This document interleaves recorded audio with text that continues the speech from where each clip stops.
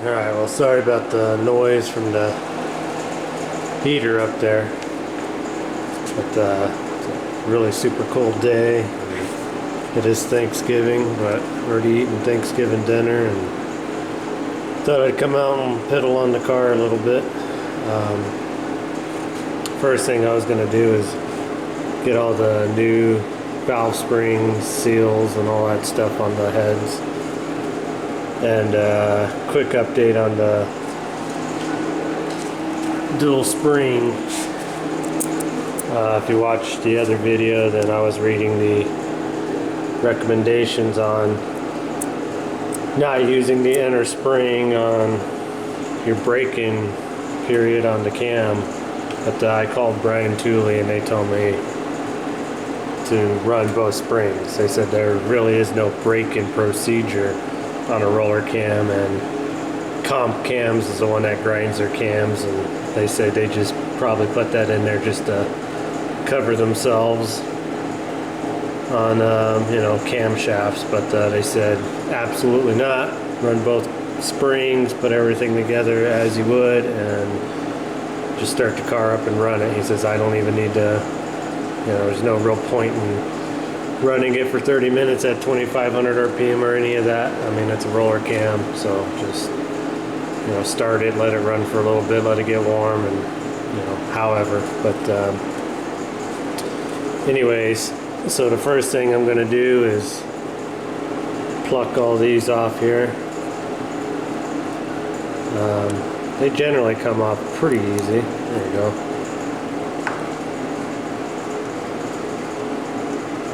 So I'll get these all popped off, and then I'll get the new ones on, and we'll take a look, see what's going on. Alright, everything went on with relative ease. I did put just a touch bit of Molly engine paste, startup lube, whatever you want to call it, on just the bottom of these I guess the valve spring bases. I'm not sure what you want to call those, but everything went on pretty smooth. So with these new valve seals, you can push them on, but to get them down, you have to tap them down. I imagine they make a special tool, but so this socket here fits perfect right on them, and it doesn't damage down the sides, and it has a perfect little snug fit right around that spring. Let's see here. So it's just a 12 millimeter, 1/4 inch deep socket. So that's what I use. You can actually hear them when they get to the end there. So you don't, and I just lightly tapped. I mean, I didn't have to really use any force on any of them. So they all went on pretty easy. No real fights with them. With my old ones here, this one right here appears to have been bad because when I pulled it off, I mean, it's just full of oil. So probably a good thing I'm replacing them anyways. But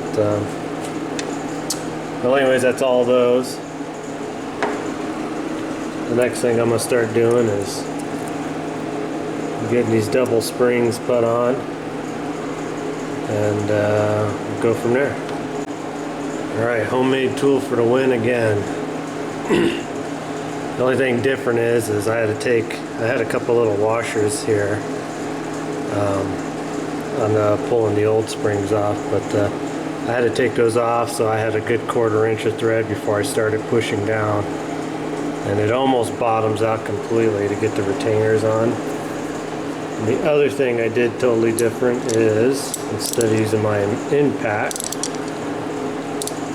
I'm just using a ratchet. So, but got all the rest of them to do, but I'll probably take these off real quick and put some Molly on them so they have some sort of lubrication. I wasn't thinking about that, but we'll get all the rest of these done and get the surface cleaned, and that will be one head. Alright, well, that took me about 15 minutes to do. Not too tough. Went smooth, no issues. I will clean these heads up and get them nice and shiny. I already kind of cleaned up this surface. Basically, I just use some Scotch-Brite and really carefully, if I have to, a razor blade, but Scotch-Brite does everything pretty good. Just a little bit of staining on it. I got this head yet to do, so kind of what it looks like after, what it looks like before. I don't spend a lot of time decarbing and everything because it's just gonna get terrible again while I'm thinking about it. So I'm using, I think they're TR6 spark plugs, and yeah, TR6. They're a little bit colder. The reason I'm using them is because of the supercharger. So, and they're a lot cheaper than, you know, I think these plugs are like a couple dollars a piece. But I haven't had any problems with them. They've all been working really good. We had a lot of tuning going from really super rich to really super lean.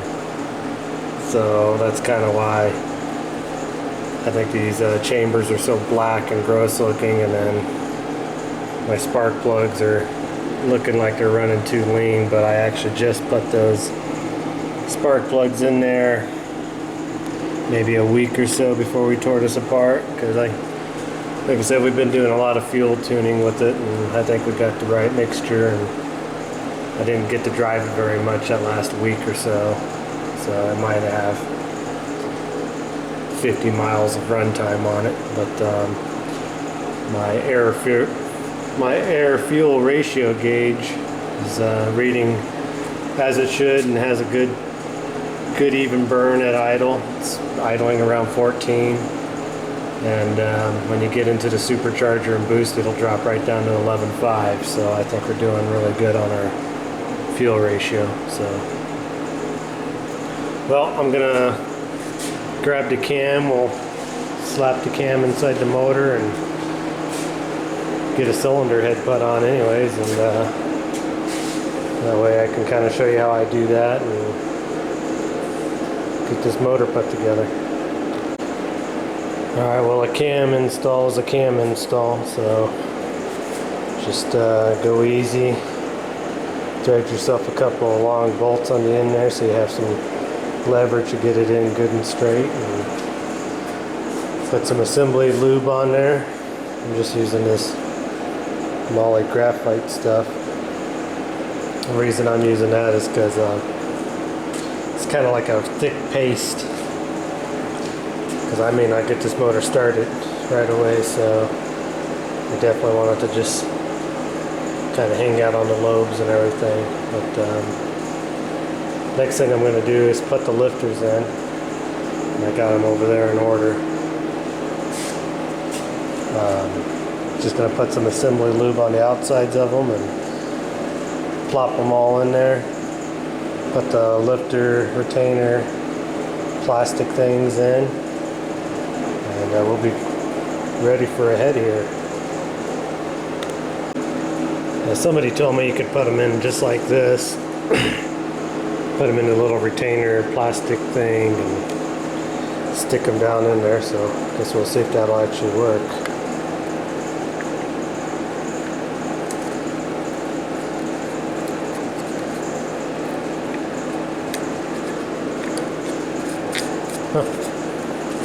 Well, it actually did work pretty good, so there you go. Guess you can use your retainers to actually just stick them all down in there in one shot. So I'll get the other one and put in, and we'll go from there. Alright, just a couple things before I put this head on and close this engine for probably a while, hopefully. Before you put your head gasket on, always clean your block surface again, no matter how clean you think it is. I just use some brake clean and scrub it down really good and just make sure it's dry and nothing funny on it. And don't forget to torque your little bolts that hold your lifter baskets. I torque them about 10 foot-pounds. I don't know what the exact spec is, but you know, we're not building a race car motor, sort of. So you should probably figure out what the specs are, but that's just what I torque them at. Make sure you have your locating dowel things on your head, and oh, your bolts, your head bolts. Make sure you blow out, suck out, whatever, get all the crud and antifreeze that goes down in those holes when you pull the head if you don't drain the block. Make sure those are clean or you'll hydro lock your head bolts trying to tighten them down, and you might think you have your head bolt tight and they may not be tight, or you'll break it off because you can't get it all the way down and it's just binding up on fluid. Last thing is all head gaskets have some sort of writing or something, an arrow telling you which way is front, and obviously whether that front is upside down or not, you know, that's the right side. As long as you're got the front, the indicator, whatever, pointing at the front, whether that letter's upside down or not, that's the right way to, that's the right side up. So, and this is blue on both sides. I don't think the sides matter, but some of them, you know, I think the sides actually matter, which side is actually up. And maybe they say up this side up instead of front. I don't know. But, well, anyways, we're ready to slap one head on here. So we'll grab that and get her set down and get some bolts going.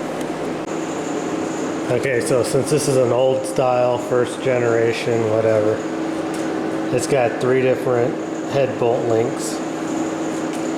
So this one and this one are medium length. The rest of these big bolts are all the same length. They're like 6-7 inches long. These are only like 5 inches long or something. And then you got all your little bolts up here. So to make things easy for myself, I always just, usually, not all the time, but a lot of stuff I do, if I got a lot of head bolts, I mark them 1, 2, 3, 4, blah, blah, blah. I mark the sequence right on the heads. And then, if I can, somewhere on the motor where I can see it easily, I'll write the torque sequence if there is one. On this motor, you know, you do everything 22 foot-pounds, everything except for all these little bolts up here, you do those last. But you do everything 22 foot-pounds, and then you do 90 degrees, and then you do them all 90 degrees except for the medium bolts, which is 10 and 9. You do those 50 degrees, and then you do all those little bolts up here on top, 11 through 15, 22 foot-pounds. So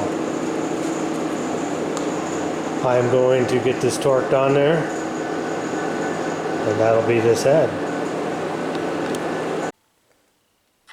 Now I just wanted to talk real quick about the rocker arms. Quite a few people have actually brought that up to me, that you know, I should do the bushing style or get different rocker arms altogether, etc., etc. And you know, mostly because you're using such a high lift cam and we're using dual springs and a lot of pressure and everything. But if you are building a motor like this, you know, it probably isn't a bad idea to go ahead and get better rocker arms. Something that's going to handle a lot more power. Something that's going to do stuff a little bit better than factory. A couple of people have brought up that the little needle bearings inside of these, because these right on needle bearings, can come apart, or this can come apart and, you know, pretty much cause a catastrophic failure to your motor. And those are all good points.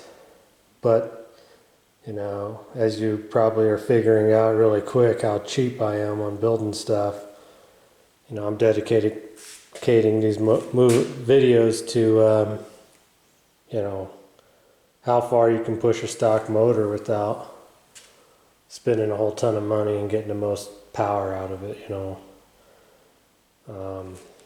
A lot of you seem to think that I purchased the supercharger and all that. Well, sponsors purchased that. I didn't buy it.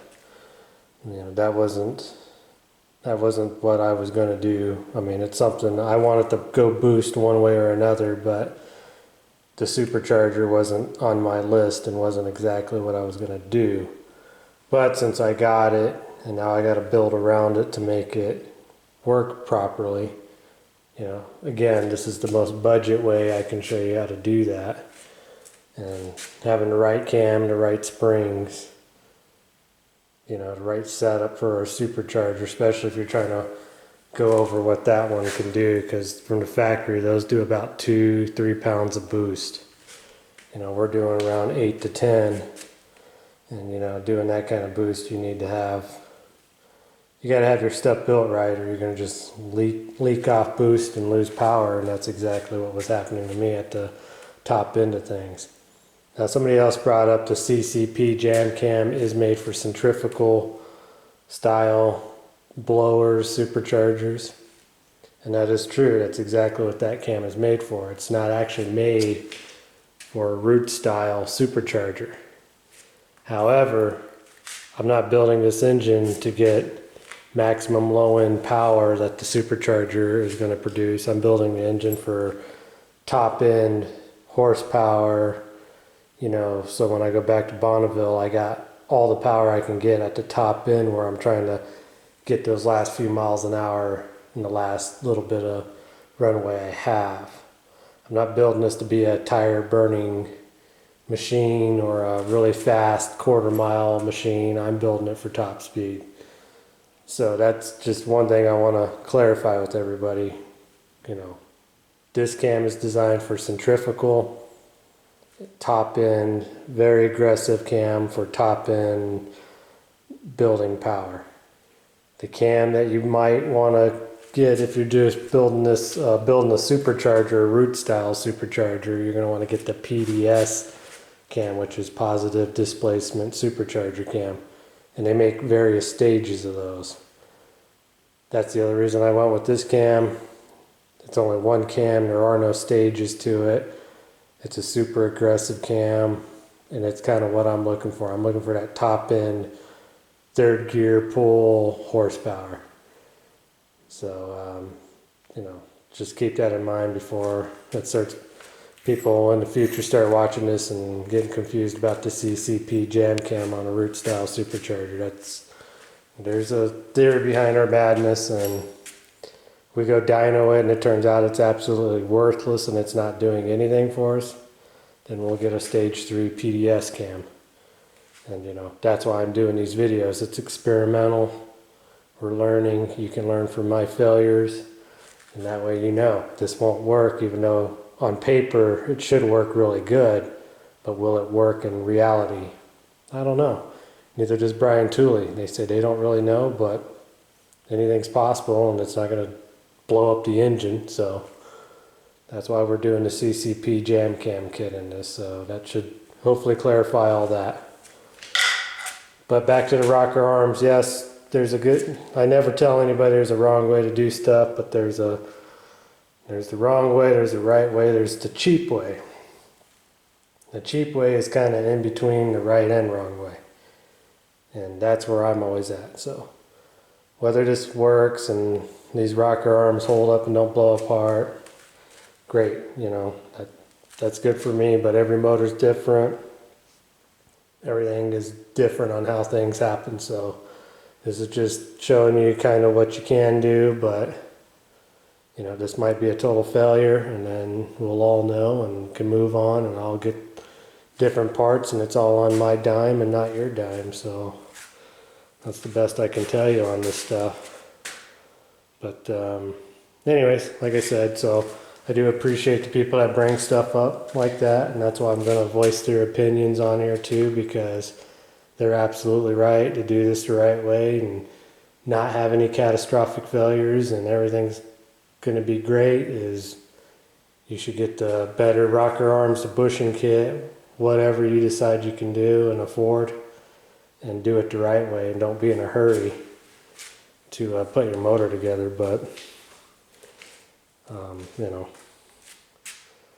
it's all learning experience for me. So I guess if it doesn't work, I just get another motor and do it all over again. You know, that's kind of my philosophy, I guess, on it. And so anyways, on that little degreer gizmo thing that I bought, the degree to head bolts, it works okay, but you know, it was cheap. It's like 12 bucks. But typically what I do is I just take a mark and you know, I just mark a straight line in the middle of the head, and then I just, you know, turn my wrench 90 degrees. You know, I know, okay, that mark's here, well, it needs to be over here. So that's typically how I degree my bolts, and that always works really good for me. But I thought for 12 bucks I would try that little OTC dial degreer thing, but it was kind of more of a pain, and I didn't really feel like it was doing a really accurate job for me because it wouldn't move every time, and sometimes it didn't seem like it was moving the right amount and the little thing would come loose. So I'll probably just end up marking them on the other head and kind of showing you how I do them with just markers and go from there. And I'll get this head all cleaned up since she's sealed, and I don't have to worry about crap getting all over my nice fresh cleaned parts on the bottom end to the head gasket. So now I can blow all this off and get that all cleaned up, get some push rods in it, get the rocker arms on,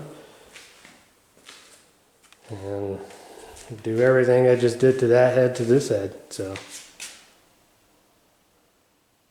alright, well, hopefully everybody's having a good Thanksgiving, and hope you enjoyed this video, and we'll keep on putting some more out as we go. Thanks for watching.